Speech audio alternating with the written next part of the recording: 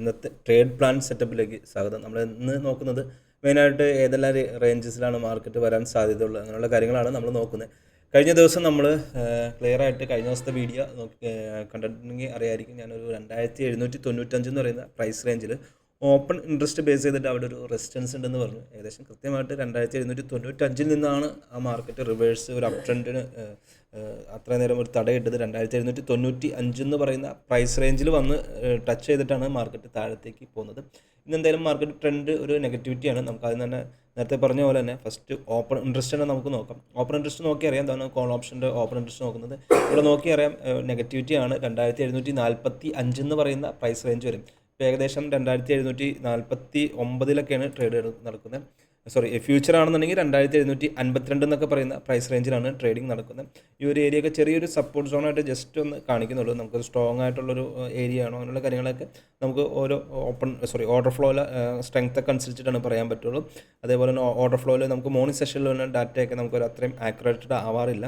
ഒരു ഈവനിങ് 4:30 ശേഷമാണ് നല്ല ആക്യുറേറ്റ് ആയിട്ടുള്ള ലെവൽസ് നമുക്ക് കിട്ടാറ്.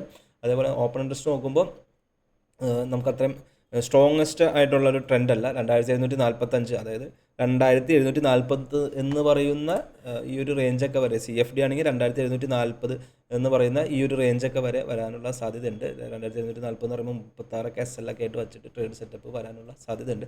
അപ്പോൾ അവിടെ ഒരു ട്രേഡ് സെറ്റപ്പ് വന്നു കഴിഞ്ഞാൽ നമ്മൾ ബ്ലൈൻഡ്ലി ട്രേഡ് ചെയ്യാനല്ല വേണ്ടത്. ഓർഡർ ഫ്ലോയിൽ എന്ത് ആക്ഷൻ നടക്കണമെന്നും കൂടി നമ്മൾ നോക്കിയതിന് ശേഷം ചെയ്യുന്നതായിരിക്കും കുറച്ചുകൂടി ബെറ്റർ ആയിട്ടുള്ളത്. അത് നമുക്ക് അപ് ട്രെൻഡിലേക്ക് പോവുകയാണെങ്കിൽ റെസിസ്റ്റൻസ് ഉണ്ടാവാൻ സാധ്യതയുള്ളത് 2740 ആ ഒരു പ്രൈസ് റേഞ്ചൊക്കെയാണ് നല്ല രീതിയിൽ റെസിസ്റ്റൻസ് ഒക്കെ ആയിട്ട് ഉണ്ടാവാൻ സാധ്യതയുള്ളത്.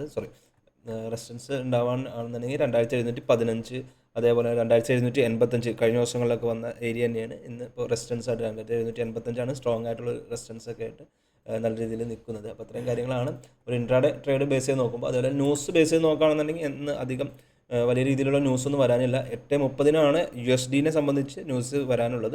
എല്ലാവരും ഒരു ന്യൂസ് നോക്കുമ്പോൾ എല്ലാവരും ഫോറക്സ് ഫാക്ടറി നോക്കുന്നതായിരിക്കും കുറച്ചുകൂടി ബെറ്റർ. ഞാൻ നോക്കുന്നത് MyFX ബുക്ക് എന്ന് പറയുന്നതാണ്. പ്രൊഫാംസ് ഒക്കെ മെയിനായിട്ട് ചെയ്യുന്നവർ ഫോറക്സ് ഫാക്ടറി നോക്കുന്നതായിരിക്കും കുറച്ചുകൂടി ബെറ്റർ. എനിക്കിത് കുറച്ചുകൂടി വിഷ്വൽ ചെയ്ത് കാണാൻ കുറച്ചുകൂടി കുറേ നാൾ മുമ്പ് നോക്കി തുടങ്ങിയത് ഇതായതുകൊണ്ട് മാത്രം ഞാനിത് ഫോളോ ചെയ്യുന്നുള്ളൂ.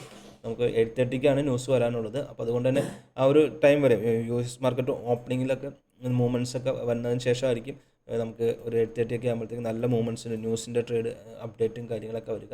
എന്തായാലും ഇന്നത്തെ മെയിൻ ലെവൽസും കൂടി നമുക്ക് ജസ്റ്റ് ഒന്ന് വാച്ച് ചെയ്താൽ ഇപ്പോൾ നമുക്കിവിടെ മാർക്കറ്റ് ഇപ്പോൾ ലോ വന്ന് നിൽക്കുന്നത് കുറേ ദിവസം മുമ്പ് വന്നേക്കുന്ന ഒരു POCയിൽ വന്ന് ടച്ച് ചെയ്തിട്ടാണ് 2749 എന്ന് പറയുന്ന പ്രൈസ് റേഞ്ചിലൊക്കെ വന്ന് ടച്ച് ചെയ്തിട്ടാണ് ആ ഒരു ഇത് നിൽക്കുന്നത്.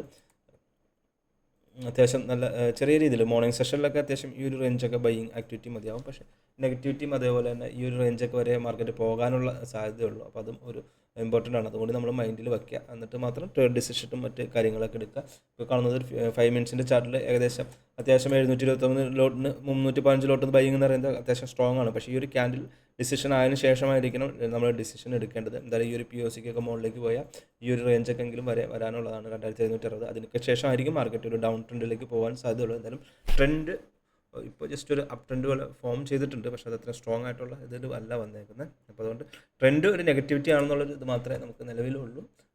മാർക്കറ്റ് ഓപ്പൺ ചെയ്തൊക്കെ പോസിറ്റിവിറ്റി കാര്യങ്ങളും ഇതൊക്കെ ആയിരുന്നു. പക്ഷേ ഇപ്പോൾ ട്രെൻഡ് കുറച്ച് നെഗറ്റിവിറ്റിയിലാണ് ട്രേഡ് ചെയ്യുന്നത്. അപ്പോൾ എന്തായാലും നിങ്ങളുടെ ട്രേഡ് പ്ലാനൊക്കെ നിങ്ങളുടേതായ ട്രേഡ് സെറ്റപ്പ് എന്താണ് അതിനനുസരിച്ച് പ്ലാൻ ചെയ്യുക. എന്തായാലും 2740 CFD പ്രൈസൊക്കെയാണ് നമ്മൾ ഒരു ബൈയിങ് ആയിട്ട് നോക്കുന്നത്. ഇപ്പോൾ വന്നേക്കുന്നത് ജസ്റ്റ് ഒരു POCയിൽ വന്നേക്കുന്ന ഒരു സപ്പോർട്ട് എടുത്തിട്ട് ജസ്റ്റ് ഒന്ന് റിവേഴ്സിൽ വരാനുള്ള ടെൻഡൻസി ആയിരിക്കും. കാരണം മാർക്കറ്റിൻ്റെ ഫോളോ ഈ ഒരു ക്യാൻഡിൽ സ്റ്റിക്ക് പാറ്റേൺ അനുസരിച്ച് ട്രെൻഡ് നെഗറ്റിവിറ്റി തന്നെയാണ് നമുക്ക് ഫീൽ ചെയ്യുന്നത്.